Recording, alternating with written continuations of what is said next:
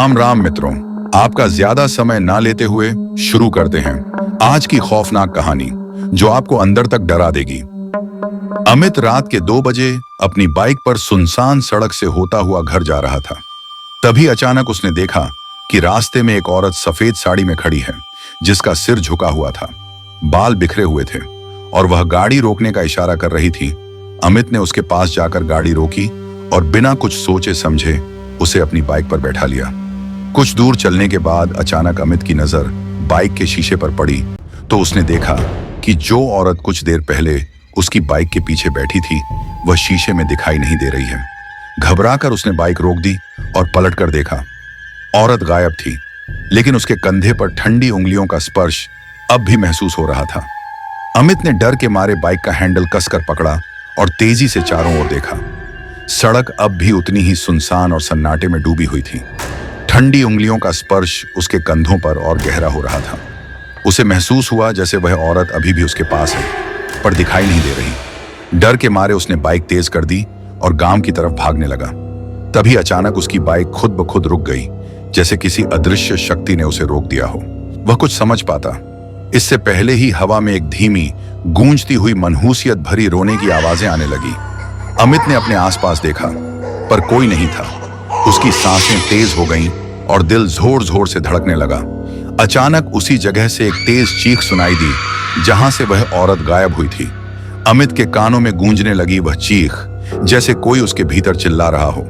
अमित ने किसी तरह खुद को संभाला और बाइक फिर से स्टार्ट की, पर जितनी बार वह आगे बढ़ने की कोशिश करता, बाइक बंद हो जाती। तभी सामने एक हल्की रोशनी दिखाई दी। वह रोशनी उस सुनसान सड़क के किनारे एक छोटे से मंदिर से आ रही थी। अमित ने सोचा कि शायद वहां जाने से उसे कुछ राहत मिले। अमित बाइक छोड़कर रोशनी की ओर दौड़ पड़ा। जैसे ही वह मंदिर के पास पहुंचा, वहां की घंटियां अपने आप बजने लगी और ठंडी हवाओं का एक झोंका उसके ऊपर से गुजरा। मंदिर के अंदर पहुंचते ही उसे लगा कि कोई अदृश्य शक्ति उसे अंदर खींच रही है। वह जोर से चीखा, पर उसकी आवाज बाहर नहीं जा सकी।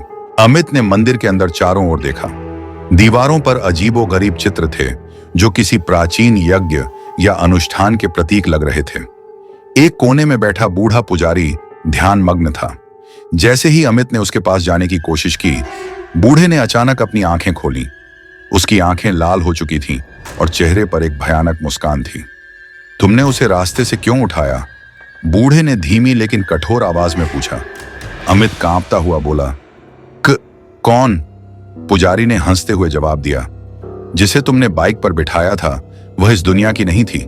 वह आत्मा उस जगह पर वर्षों से फंसी हुई है। जो भी उसे देखता है वह उसकी छाया बनकर उसे अपने साथ ले जाती है। अमित का खून जम गया। उसे समझ में आ चुका था कि वह अब उस आत्मा की पकड़ में है। तभी अचानक मंदिर की दीवारों पर काले साए उभरने लगे और वह औरत फिर से दिखाई दी। इस बार वह और भी डरावनी थी। उसका चेहरा अब स्पष्ट रूप से दिख रहा था। वह बिना आंखों के घूर रही थी। पुजारी ने चिल्लाकर कहा, भागो, यहां से जितनी जल्दी हो सके भाग जाओ, वरना तुम भी उसकी तरह अनंत काल के लिए फंस जाओगे। अमित ने बिना समय गंवाए मंदिर से बाहर दौड़ लगाई। उसकी बाइक अभी भी सड़क पर खड़ी थी और इस बार वह स्टार्ट हो गई। अमित ने तेजी से बाइक चलानी शुरू की और उस सुनसान रास्ते को पीछे छोड़ते हुए अपने घर की ओर भागा। रास्ते भर उसे ऐसा महसूस होता रहा जैसे कोई उसके पीछे दौड़ रहा है। उसकी बाइक की स्पीड जितनी बढ़ती, उस आत्मा की आवाजें और तेज होती जाती, लेकिन किसी तरह वह अपने घर पहुंच गया। जैसे ही वह घर के दरवाजे के अंदर कदम रखा, अचानक सब कुछ शांत हो गया। ठंडक गायब हो गई और आसपास की हवा सामान्य हो गई। लेकिन अमित जानता था कि वह इस भयावह अनुभव से कभी पूरी तरह से मुक्त नहीं हो पाएगा।